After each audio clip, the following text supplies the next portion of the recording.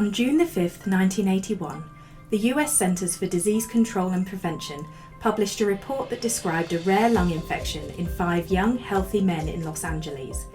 The men also had unknown infections that were causing the immune system to malfunction. That article, published in the Morbidity and Mortality Weekly Report, would become the first official record of what was later named Acquired Immunodeficiency Syndrome, AIDS. Sadly, all 5 men would die of the virus, and by the end of 1981, there had been 331 reported cases in the US.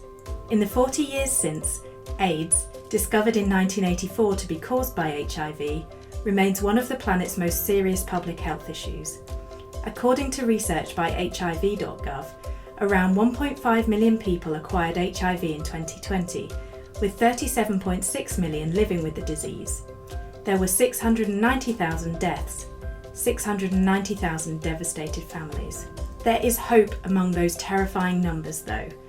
There has been a 30% drop in new HIV infections since 2010, and a decline of 61% in deaths since the global peak of the epidemic in 2004. Although there is still no cure for HIV, better understanding of the virus, improved treatment, and an emphasis on prevention means that those numbers are declining. It is a similar picture in the United States. HIV.gov estimates that 1.2 million people in the US have HIV, but new infections are going in the right direction. Again, progress is relatively slow, but it is real, hopeful progress nonetheless. A leader in HIV care has been Gilead Sciences.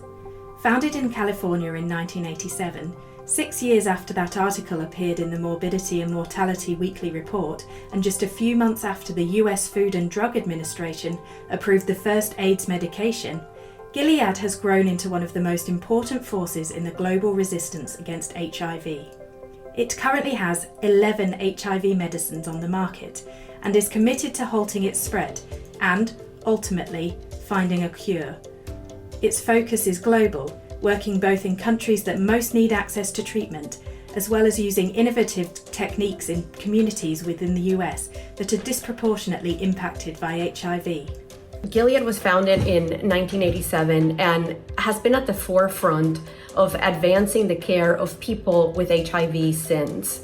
When you think about the early days of the epidemic, patients were taking a handful of pills a couple times a day, as many as 50 pills per day, to live for 2 years, and the quality of life for those years was really detrimental. But look at where we are today when we have a single pill that really helps you manage your condition and has really turned HIV from an acute infection into a chronic disease where people can live well into their 70s and eventually die from something else other than their HIV.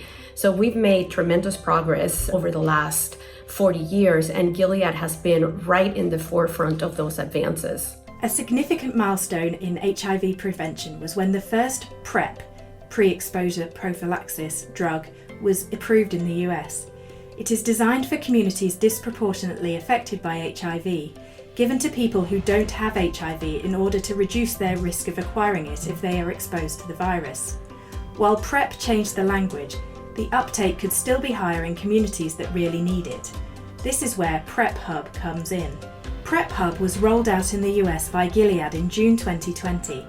It is a digital platform that delivers tailored pathways for people who may be at risk of HIV at different stages of their PrEP journey, from people who've not even heard of PrEP to those who use PrEP but need access to more information, and for those who may have been on PrEP but have since come off and are thinking about starting again. The idea is to make the process of receiving PrEP simpler and more accessible, and allow people to find out details in private.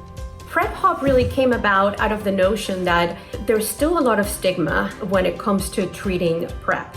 So using technology to provide access to that care, to raise awareness about PrEP, and really provide the tools for consumers to get PrEP was really, really important to us. Creating PrEP Hub started with asking the right questions. Who are the consumers? Who could benefit from PrEP? How do you communicate to a community that someone should take a drug despite being healthy? What are their specific needs based on their place in the PrEP journey? From that, Gilead created a digital navigator, accessible on phones, that allowed users to understand why they might need PrEP and why they might be at risk or how they might benefit, and then provided options on how to find healthcare providers, testing sites, pharmacies and home delivery options. Jared Baton, Vice President, HIV Clinical Development, joined Gilead a year ago after a career in academia working on HIV prevention globally. He was part of the scientific development of PrEP, working on early clinical trials that showed it was effective. But any medicine, including PrEP, is only effective if it reaches the right people, and that's why Baton believes that PrEP Hub is an important step in the fight against HIV. What the challenge that PrEP is trying to address is not all individuals who might benefit from PrEP have yet been able to take it up because it's not resonating in their lives, it's not part of the conversations in their peers, their family, their community. They don't feel that necessarily it's right for them. They don't know necessarily how to feel about whether it's right for them. And so PrEP Hub gives that entree to be able to have a discussion wherever they are across their spectrum, from I'm ready to use today to I haven't really even thought about this much yet, but tell me a little bit more.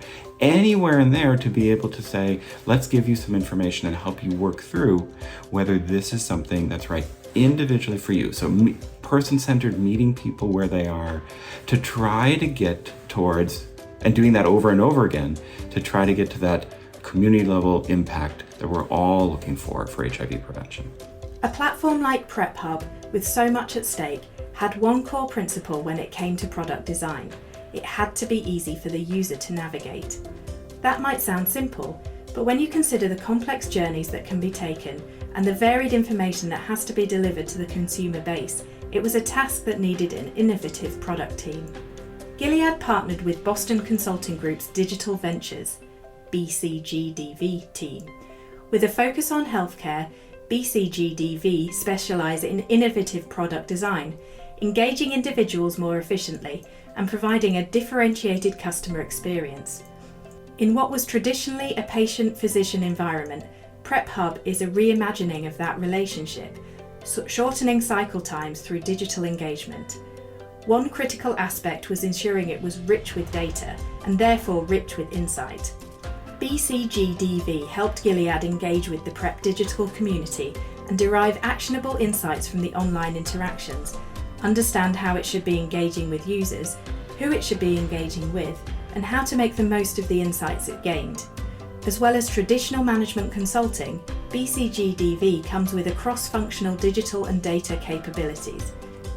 The combination means, together, Gilead and BCGDV can be agile with PrEP Hub. A well-designed product in the technology sense helps with prevention in that it can make a medicine so much more accessible. You can have the best medication in the world, but if a consumer or a patient doesn't know how to get it or can't access it, it's worthless. So having this type of tools that are complementary to your medicines are really important in advancing the cure. With Boston Consulting Group, we had a really good partnership and understanding from the beginning that we were both working together to ensure that we could galvanize the community, get the insights out of this community so that we could create the right solutions for the right consumers. And I think their knowledge and their work in this space was instrumental in accelerating some of the work for us. I'm very grateful for the partnership and the investment that they put into PrEP Hub as well.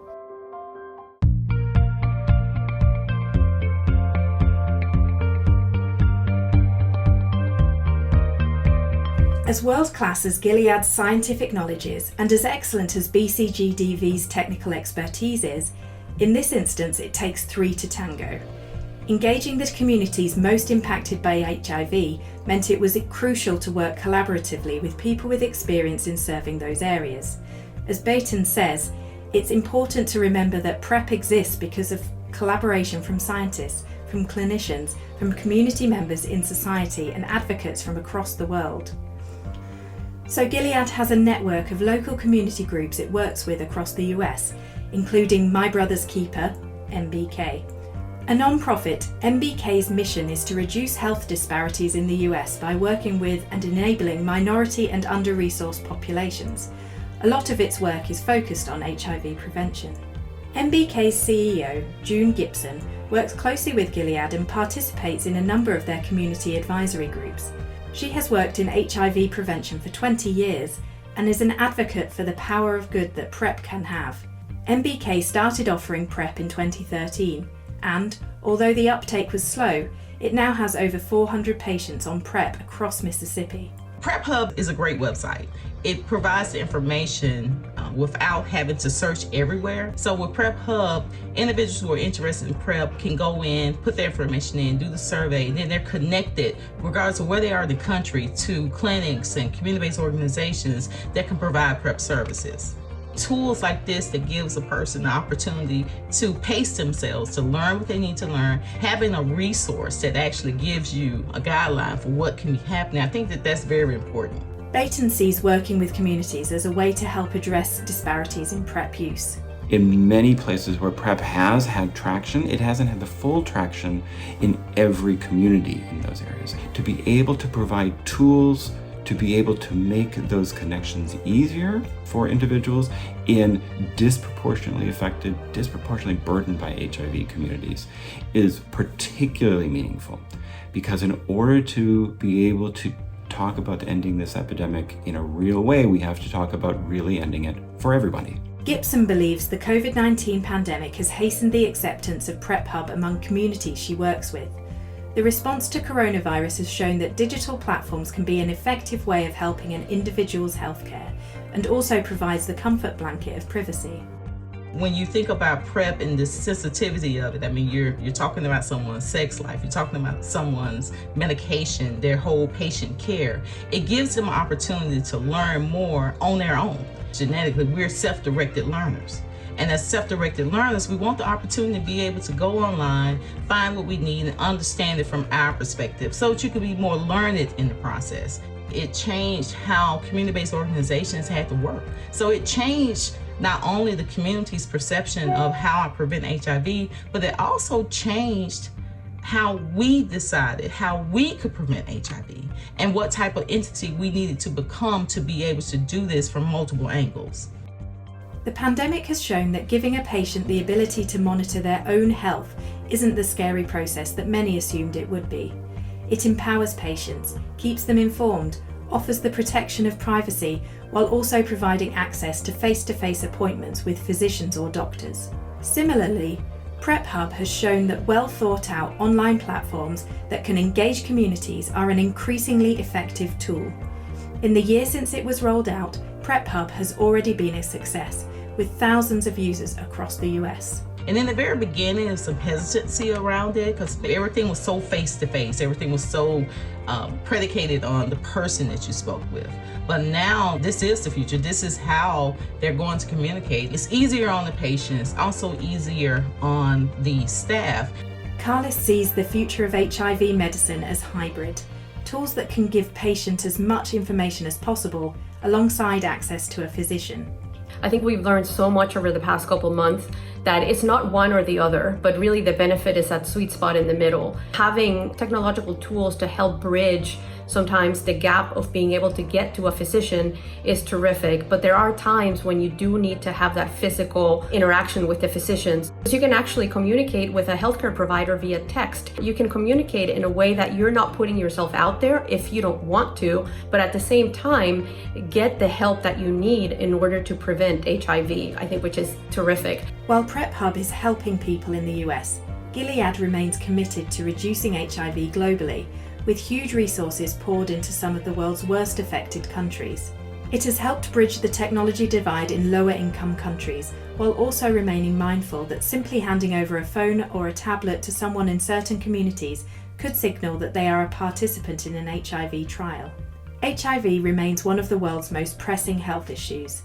A cure remains the Holy Grail, and Gilead, like many others, is dedicated to that pursuit. But prevention has started to turn the tide. Cases are falling, and there is hope for the future. Our goal, our ultimate goal, is to not work on HIV anymore. Our intention is to work as hard as we can to do what we can to help end the epidemic.